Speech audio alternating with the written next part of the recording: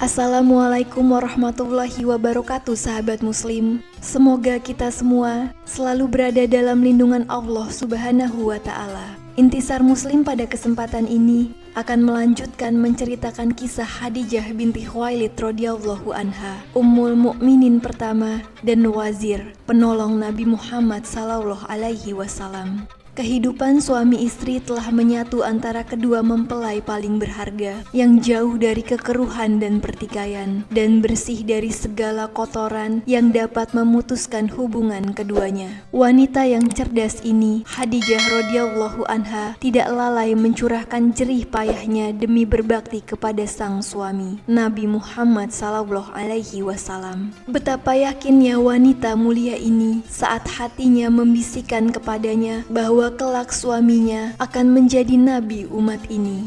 Suatu hari dia berdiri di depan rumahnya untuk menyambut kedatangan Rasulullah sallallahu alaihi wasallam. Lalu dia memegang tangan beliau dan merangkulnya ke dada dan lehernya seraya berkata, "Bapak dan ibuku sebagai tebusanmu, demi Allah, aku tidak melakukan ini karena sesuatu apapun, tetapi aku berharap engkau akan menjadi seorang nabi yang akan diutus Allah. Jika engkau adalah nabi yang diutus tersebut, maka ketahuilah hakku dan kedudukanku dan berdoalah untukku kepada Tuhan yang mengutusmu." Nabi Muhammad sallallahu alaihi wasallam menyahut, "Demi Allah, seandainya aku adalah nabi yang diutus tersebut, maka engkau telah melakukan sesuatu terhadap diriku yang tak akan aku abaikan selamanya. Dan seandainya nabi tersebut adalah selainku, maka Tuhan yang karenanya engkau melakukan ini tak akan mengabaikanmu selamanya." Khadijah telah menempati tempat yang luhur di dalam hati Rasulullah sallallahu alaihi wasallam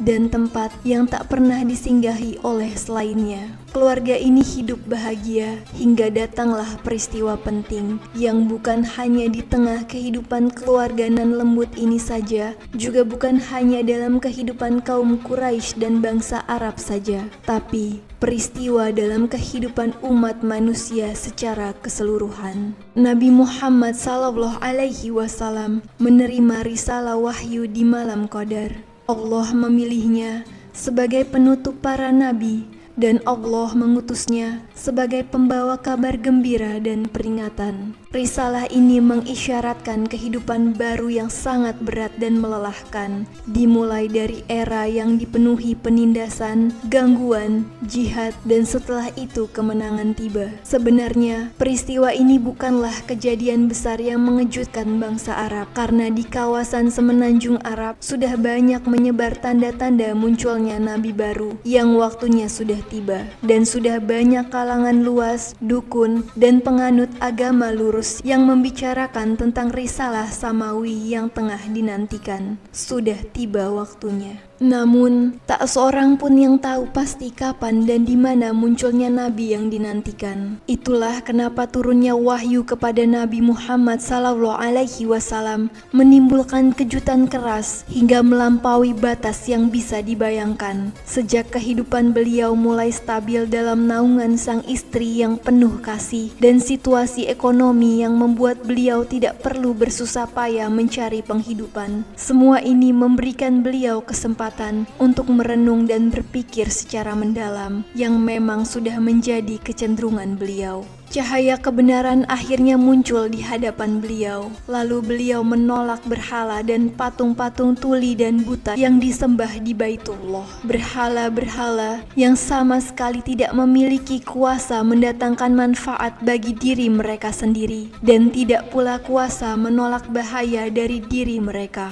Beliau mengingkari minimnya akal kaum beliau hingga mereka menyembah batu-batu yang sangat hina, mempersembahkan kurban untuk patung dan berhala yang mereka buat dengan tangan mereka sendiri, lalu mereka jadikan sembahan-sembahan. Renungan mempertajam perasaan beliau hingga mampu merenungkan berbagai rahasia tersembunyi di alam raya ini dan meraba adanya kekuatan besar dan tersembunyi di balik keluhuran malam hari, terangnya sinar dan indahnya langit. Kekuatan yang mengatur alam raya dengan aturan yang akurat dan tatanan yang berlaku. Mendekati usia 40 tahun, Nabi Muhammad SAW suka menyendiri di Gua Hira dan beliau merasa seakan dekat dengan sebuah hakikat besar dan mengungkap rahasia yang sangat besar. Khadijah radhiyallahu anha sama sekali tidak merasa terganggu dengan kebiasaan beliau yang suka menyendiri di Gua Hira ini.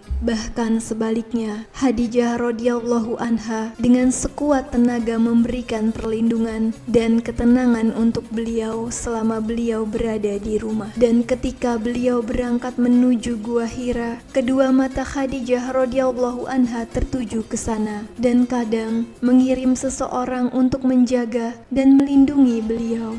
Ketika wahyu turun kepada Nabi Muhammad SAW di malam Qadar, saat beliau berada di dalam Gua Hira, beliau langsung pulang di tengah kegelapan fajar dalam kondisi ketakutan, pucat dan hati terguncang, sampai tiba di kamar Khadijah radhiyallahu anha dan rasa takut beliau hilang. Setelah itu, beliau bercerita kepada Khadijah radhiyallahu anha dengan nada suara gemetar tentang segala yang terjadi. Nabi Muhammad SAW berkata, "Aku mengkhawatirkan keselamatan diriku." Khadijah radhiyallahu anha mendekap beliau ke dadanya. Selanjutnya dengan penuh kepercayaan dan keyakinan, Khadijah radhiyallahu anha berkata, "Semoga Allah menjaga kita wahai Abul Qasim. Bergembiralah wahai suamiku dan tegarlah, karena demi zat yang jiwa Khadijah berada di tangannya, sungguh aku berharap kau adalah nabi umat ini. Demi Allah,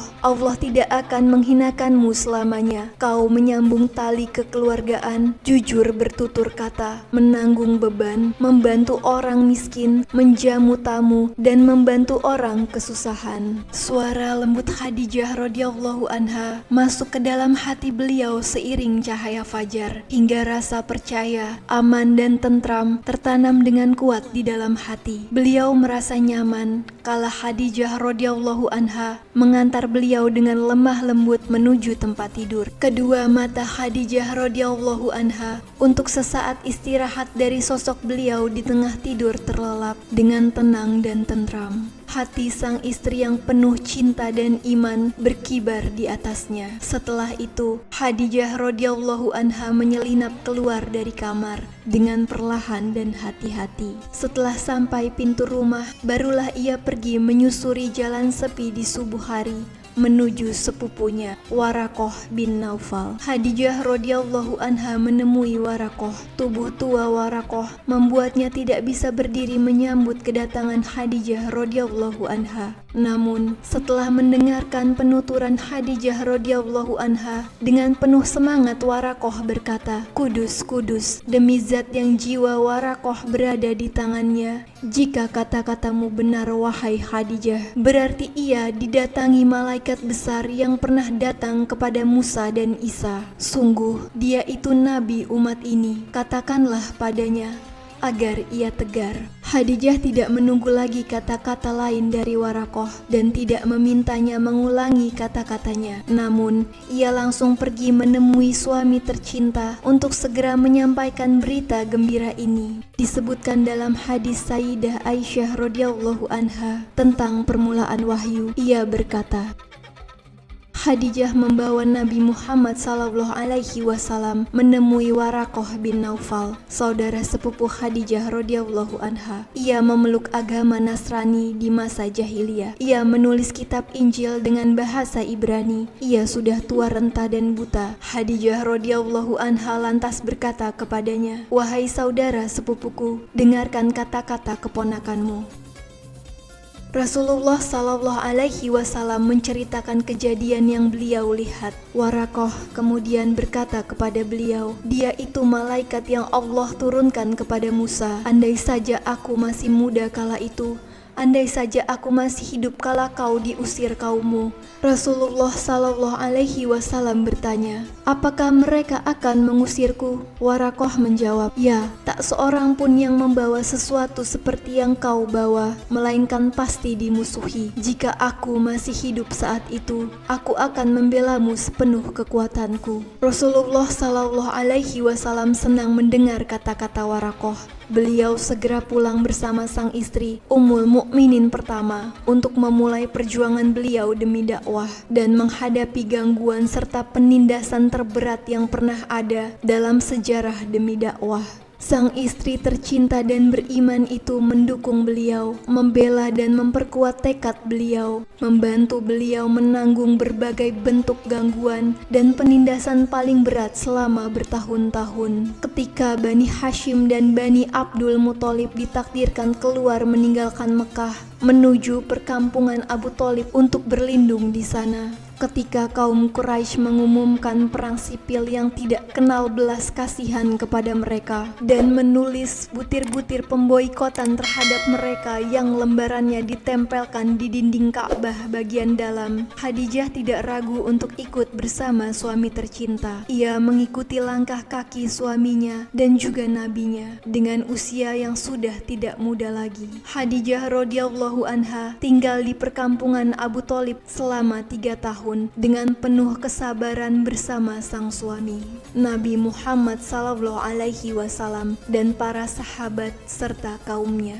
Wanita yang jujur ini telah mendahului semua orang dalam menyatakan keislamannya, sehingga dia memperoleh kemuliaan sebagai perempuan pertama yang memeluk Islam. Allah meridhoi wanita bertakwa yang memiliki akal yang cerdas ini, wanita yang telah membantu Nabi Muhammad Sallallahu Alaihi Wasallam. Maka tak heran bila Sayyidah Khadijah radhiyallahu anha menempati kedudukan yang tinggi di dalam hati Rasulullah Sallallahu Alaihi Wasallam.